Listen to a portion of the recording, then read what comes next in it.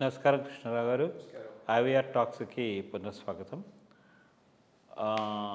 ఈరోజు మనం ముఖ్యంగా భారతదేశంలో పేదరికం తగ్గుదల అంతర్జాతీయ స్థాయిలో చాలా అభినందనీయమైనటువంటి విషయంగా చాలామంది విశ్లేషకులు చెప్తూ ఉన్నారు. ఈ పేదరికం అంటే తీవ్రంగా ఉండేటటువంటి పేదరికము 2011-12లో ఒక 27% ఉంటే అది 2022-23 చూసుకున్నట్టుకి 5.3%కి తగ్గింది. అంటే సగటు జీవన విధానం మీద చాలా మటుకు ఇంప్రూవ్మెంట్ వచ్చింది. ఇది ప్రపంచ బ్యాంక్ కూడాను తన నివేదికలో దీన్ని కొంచెం మనకేంటంటే ప్రూఫ్స్తో సాక్ష్యాధారాలతో దీన్ని పేర్కొనడం జరిగింది. ఈ పేదరికం కింద ఉండే జనాభా రోజు రోజుకి తగ్గుతూ వస్తుంది. దీనికి ఏంటంటే కొన్ని ప్రభుత్వ నిర్ణయాలు ఒక మూల కారణాలుగా అంటే ఏమిటంటే ఈ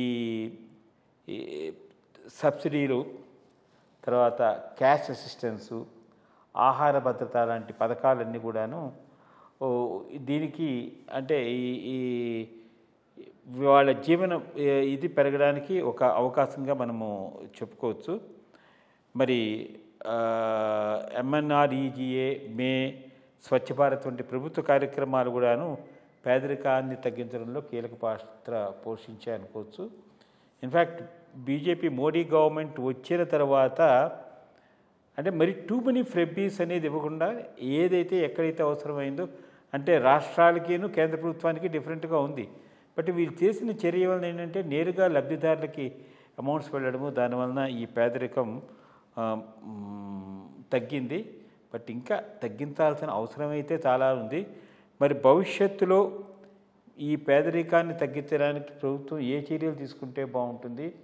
తర్వాత ఇంకోటి ఏంటంటే ఈ ఫెర్బీస్ ఇవ్వడం వలన ఒక విమర్శ అయితే ఉంది. చాలామంది అసలు పని చేయడమే మానేశారు, పనికి ఆహారం పథకం కింద వాళ్ళకి ఊరికనే డబ్బులు ఇస్తున్నారు, ఇవన్నీ ఇలాంటి విమర్శలు అయితే ఉన్నాయి. మనకి ఏంటంటే ఈ ఎఫిషియన్సీ పెంచుతూ హ్యూమన్ క్యాపిటల్ ఎఫిషియన్సీ పెంచుతూ వాళ్ళు పేదరికాలను వాళ్ళ కాళ్ళ మీద నిలబడే స్వశక్తితో ఏ విధంగా వాళ్ళు ఆర్థిక జీవనాన్ని పెంచుకోవడానికి అవకాశం ఉంటుంది. దాని మీద చాలా సజెషన్స్ మీకు తెలిసి ఉంటాయి. దాని మీద ఒక చిన్న వివరణ కావాలి. ఒకటి, పేదరికం ఓవరాల్గా తగ్గింది అంటంలో ఎటువంటి సంశయం లేదు. దీనికి 2-3 కారణాలు ఉన్నాయి. మొట్టమొదటిది, అభివృద్ధి జరుగుతూ ఉంటే ఆటోమేటిక్గా పేదరికం తగ్గుతుంది. ఆల్మోస్ట్ ఆల్ ఒక 20 ఏండ్ల నుంచి భారతదేశం మినిమం 6% చొప్పున పెరుగుతూ ఉన్నది ఆర్థిక వ్యవస్థ, జీడిపి. అది సాధారణమైనటువంటి విషయం కాదు. దానివలన ట్రికిల్ డౌన్ ఎఫెక్ట్ అంటారు. ఇది దాకా ఎక్కువ మ్యానుఫ్యాక్చరింగ్ జరిగినా, ఎక్కువ అగ్రికల్చర్ జరిగినా, ఎక్కువ సర్వీసెస్ జరిగినా కానీ దానివల్ల చాలామందికి ఉపాధి వస్తుంది. ఫర్ ఎగ్జాంపుల్, చాలామంది ఐటీ ప్రొఫెషనల్స్ ఉన్నారు, డైన్ అవుట్ చేస్తూ ఉంటారు, సో పెరుగుతుంది. ఎంటర్టైన్మెంట్ చేస్తూ ఉంటారు, పెరుగుతూ ఉంటుంది. వెహికల్స్ వాడుతూ ఉంటారు, డ్రైవర్స్ అవసరం వస్తుంది. ఇట్లా మొత్తం మీద పెరిగేటటువంటి అవకాశం ఉంది. అది ఒక ఆస్పెక్ట్ ఆఫ్ ఎకానమీ గ్రోత్ వల్ల పావర్టీ తగ్గిపోవటం, బికాస్ ప్రజల యొక్క ఇన్కమ్ పెరగటం. రెండోది, టార్గెటెడ్ ప్రభుత్వం నుంచి వచ్చేటటువంటి ఉచితాలు, వీటి వల్ల కూడా పేదరికం బాగా తగ్గుతుంది.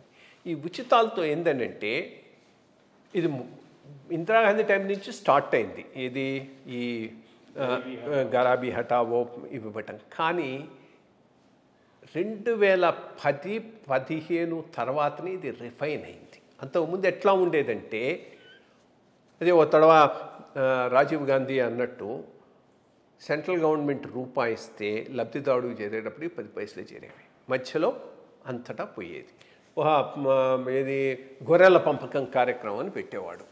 గొర్రెల పెంపకానికి ఏంది, పోయి ఎక్కడికో పోయి కొనక్కు రావటం, దానికి కమిషన్లు అవి ఇచ్చేయటం, సరైనటువంటి క్వాలిటీ ఉన్నవి తీసుకురాకపోవటం, అవి రైతుకి ఇవ్వగానే చచ్చిపోవటం, వాటి కోసం లోన్లు, ఆ లోను భారం రైతు మీద పట్టు, ఇట్లా చాలా కంపల్సమ్గా మనము ఈ గ్రామీణ అభివృద్ధి పథకాలను రూపకల్పన చేసుకున్నాం. దానివల్ల ఎవరికి ప్రయోజనం లేకుండా మిడిల్ మెన్ మాత్రం బాగా డబ్బులు చేసుకునేవాడు. ఎప్పుడైతే టెక్నాలజీ అభివృద్ధి చెందిందో ఈ జామ్ సిస్టమ్ విచ్ ఇస్ ఒకటి ఆధార్ కార్డు ఒకటి రావటం, జన్ధన్ అకౌంట్ యోజన చేయటం, మొబైల్ ఫోన్లు రావటం, దీనితో ట్రాన్స్ఫర్ ఈజీ అయిపోయింది. ఇంకా డైరెక్ట్ బెనిఫిట్ ట్రాన్స్ఫర్ అయిపోతున్నాయి. సో ఎవరికి ఎక్కడ కమిషన్ ముట్టే అవకాశం లేదు. ఇది పెద్ద రెవల్యూషన్. దీంతో రియల్గా పేదలైనటువంటి వాళ్ళు డైరెక్ట్గా డబ్బులు వెళ్ళిపోతున్నాయి, వాళ్ళు ఖర్చు పెట్టుకుంటూ ఉన్నారు. రెండోది ఫుడ్ గ్రెయిన్స్ సబ్సిడైజ్డ్గా సపోర్ట్ చేయడం. ఇవన్నీ పేదరికం తగ్గిపోవడానికి చాలా చాలా హెల్ప్ చేశాయనేటటువంటిది వాస్తవం. బట్ ఇంకో ప్రధానమైన పాత్ర ఏంటంటే అసమానతలు పెరుగుతున్నాయి. అబ్సల్యూట్గా కింద ఉన్నవాడు పైకి వచ్చాడు, బట్ పైన ఉన్నవాడు చాలా పైకి వెళ్ళిపోతున్నాడు. సో ఈ డిఫరెన్స్ చాలా పెరుగుతున్నది. దాని మీద మాత్రం దృష్టి పెట్టాల్సిన అవసరం ఉంది. అట్లాగే ప్రాంతీయ అసమానతలు కూడా పెరుగుతున్నాయి. ఈ డెవలప్మెంట్ అంతా సౌత్, దక్షిణ ప్రాంతం, పశ్చిమ ప్రాంతానికే పరిమితమై ఉన్నది. ఈ ఉత్తర ప్రాంతం, తూర్పు ప్రాంతం అట్లాగే ఉండిపోతుంది. ఇది కూడా చాలా మేజర్ ఇష్యూ. సో ఇప్పుడు మనం ఏమైనా ట్యాకిల్ చేయాలంటే ప్రధానమైన ట్యాకిల్ చేయాల్సినటువంటి మొట్టమొదటిది ఆర్థిక అసమానతలు, రెండోది ప్రాంతీయ అసమానతలు, మూడోది ఇది సస్టైన్ చేయగలమా. ఈ గ్రోత్ రేట్ బేస్ పెరిగే కొద్దీ గ్రోత్ రేట్ తగ్గే అవకాశం ఉన్నది. ఈ మినిమం 6 to 7% మెయింటైన్ చేయగలిగితే బాగుంటుంది. తగ్గిందంటే దాని ఎఫెక్ట్ ఉంటుంది. రియల్గా మనం అనుకున్నట్టు ఇది $20 ట్రిలియన్ ఎకానమీ, $30 ట్రిలియన్ ఎకానమీ అంటే మాత్రం ఈ రేట్ సరిపోదు. నువ్వు 10 to 12% గ్రో కావాలి. అప్పుడే అటువంటిది అవకాశం ఉంటుంది. గ్రో కావాల్సిన అవసరం ఉన్నది. బికాస్ అప్పుడే నీకు ఎవరో అన్నట్టు బెస్ట్ ఫారిన్ పాలసీ విదేశాంగ విధానం ఏంటి అంటే 10% గ్రోత్ రేట్ అన్నట్టు. అంటే నువ్వు ఆ స్టేజ్లో గ్రో అవుతూ ఆర్థికంగా బలంగా ఉంటే ప్రపంచం అంతా నిన్ను చూస్తుంది, రెస్పెక్ట్ చేస్తుంది. ఆర్థికంగా బలంగా లేనాడు నిన్నెవడు రెస్పెక్ట్ చేయడు. నువ్వు 10-12% చొప్పున గ్రో అయితే నువ్వు చైనాకు ధీటైన ఎకానమీగా తయారు కావచ్చు. అప్పుడే చైనా కూడా నేను రెస్పెక్ట్ చేస్తుంది. అది జరగనంత వరకు ఎంతసేపటికి నువ్వు ఎవడో వాడి మీద ఆధారపడాలి చైనాను ఫేస్ చేయాలంటే. సో ఐ థింక్ దీని మీద కాన్సన్ట్రేట్, ఈ 2-3 అంశాల మీద కాన్సన్ట్రేట్ చేయాల్సిన అవసరం ఉంది. ఒకటి మాత్రం నిజం, అబ్సల్యూట్ టర్మ్స్లో పావర్టీ మాత్రం తగ్గింది, పేదరికం తగ్గింది అనేటటువంటి అక్షరాస్యత కూడా బాగా పెరిగింది. పెరగడం వలన దట్స్ ట్రూ. బట్ ఒకటి అక్షరాస్యత ఒకటే సరిపోదు, స్కిల్ సెట్స్ కావాలి. మోస్ట్ ఇంపార్టెంట్ థింగ్ అక్షరాస్యతతో పాటు స్కిల్ సెట్స్.